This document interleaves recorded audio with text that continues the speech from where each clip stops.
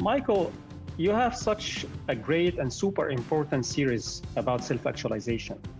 And my last experience reading your book, Unleashed, was a very emotional experience for me because I was supervising Hisham Hassan's first ever self actualization workshop in Egypt.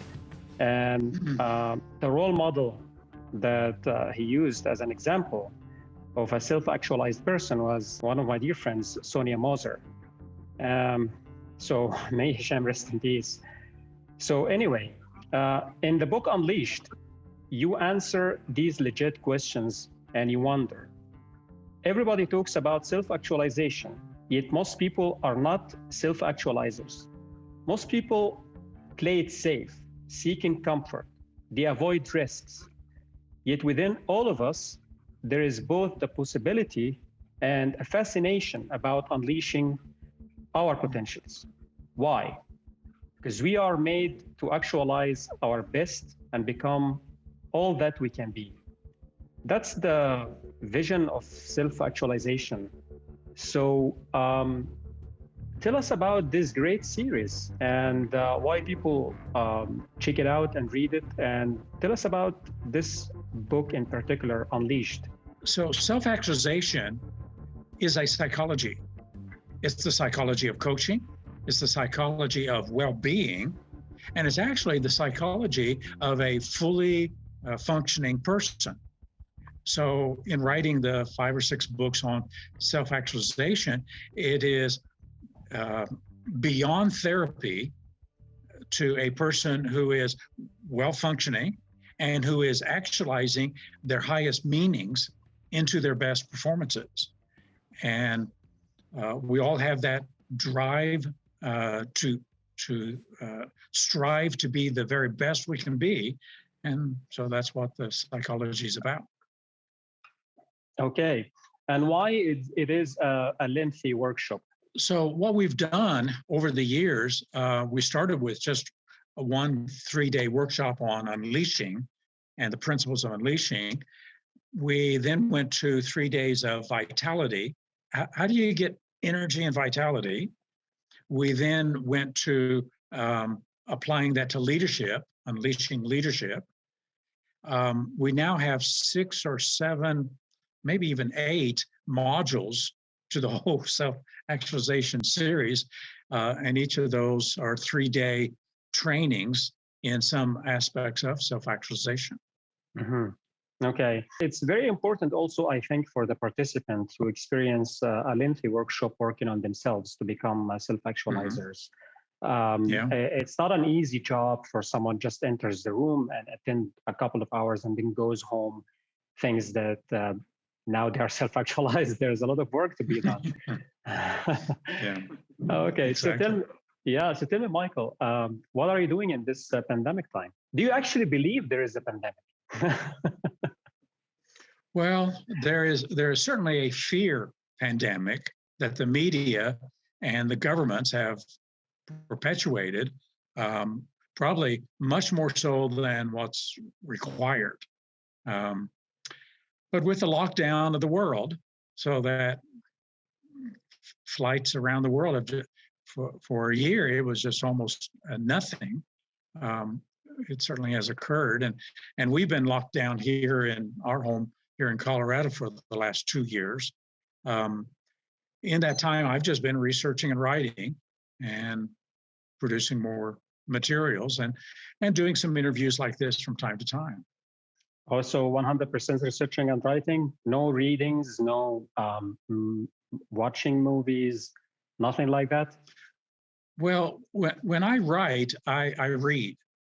So my daily schedule is I read for 3 hours, I write for 3 hours. So the reading is the researching and the identifying other sources of materials. The evenings I watch Netflix movies. Okay, great to know. Have you watched something interesting recently?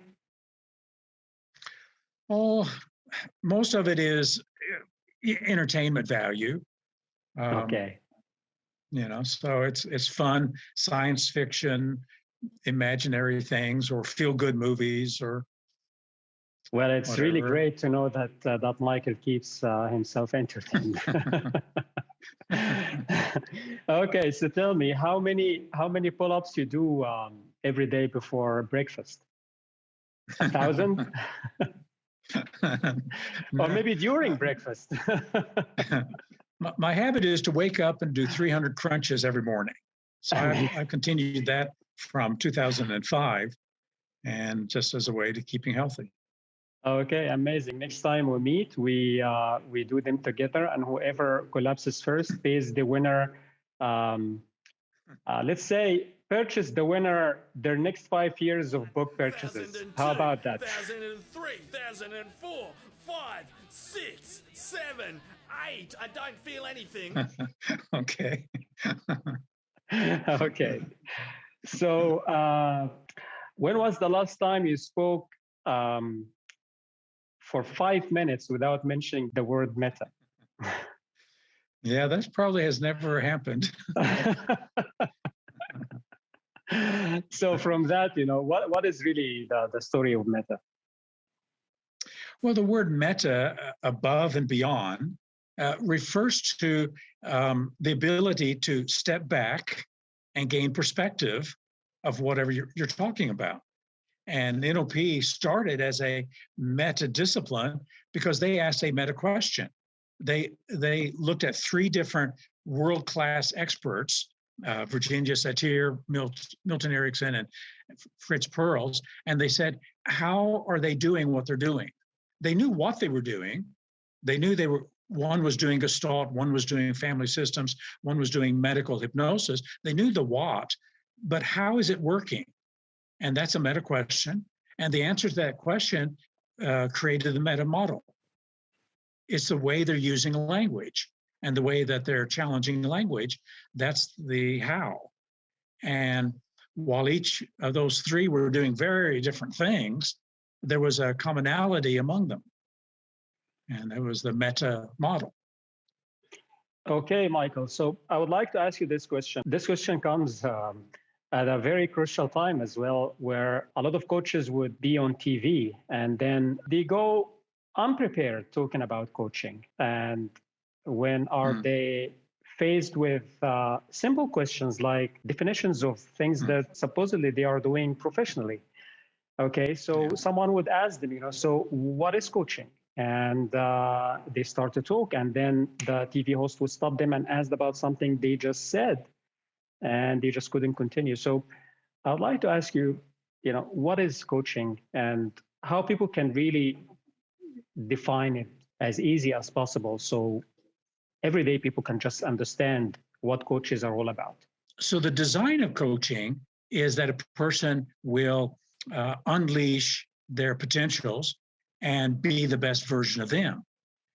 If that's the objective, then coaching is the facilitation by challenging and by being compassionate to the person so that they can discover themselves, their potentials, their talents, and know the pathway for unleashing those potentials. Okay, amazing. So if some coach would be asked a question about, okay, so what would make you a coach? Why would you call yourself a coach? So is it a certificate? Is it a result that he or she managed to achieve with a client? What would be the ultimate validation for someone to call themselves a coach? Well, a coach is someone who can enter into someone else's presence and be present, be there for that person, and without any agenda, who can be there, and to ask questions that will shake them up, get them out of their comfort zone, and get them to dream and envision and create an inspiration for being the best me that I can be. And what would you advise coaches to validate their identity as coaches? Well, it's the competency of coaching. In meta coaching, we've reduced the competence to 7 core skills and then another 12 supplementary skills. but it's the ability to create that relationship, to listen and to support. It's the ability to question and meta question. It's the ability to receive data, feedback from that client, and then feed it back to mirror. It's the skill to induce them into a state and to set frames. So without the skills, the coaching would not be, would have any power to it. Okay. I'm going to ask you a very hard question. So who do you think, maybe with or without mentioning names, are contributing so badly to the field of coaching internationally? Well, that is a hard question. I know. So any presentation of coaching as quick and simple is really a misrepresentation and is a form of fraud, because it's not true. So anything that is shallow and superficial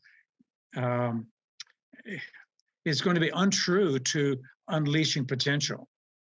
If unleashing potential and self-actualizing were easy, then everybody would do it. But it's not. It's a challenge. And we have to fight inertia. We have to fight procrastination. We have to fight fears. We have to fight all kinds of things in order to push ourselves and stretch ourselves to become the best we can become. And we have to unlearn a lot of false learnings, false beliefs, limiting beliefs. We have to get rid of those. And so it's giving birth. We plant a seed in a person. We hold them in a place where they can start developing until they're ready to burst forth and become their best self. So any kind of coaching that promises fast results or guarantees results, because it's not like that. The coach is the facilitator. And I think of the movie The Matrix and how Morpheus would say to Neo, I can show you the door, but you have to walk through it. And that's what a coach does. I can show you the pathway. I can help you find your pathway, but you have to do the walking. So there's no guarantee. It depends on you, which makes it really unique. And anybody who's waiting just to passively receive something is looking in the wrong direction. Okay, amazing. So tell me, are you going to watch the fourth part of the Matrix movie? Oh, definitely, yeah. Okay, I know amazing. that. So Michael, keep yourself entertained, and we are always hungry for your stuff, your books, your writings, and it's also always a pleasure to see you. So next time here in Europe or in Egypt, I hope to see you soon. Well, thank you so much for the invitation, for your vision for spreading out the neurosemantic meta-coaching materials. I really appreciate that. Thank you so much, Michael. So it's always a pleasure.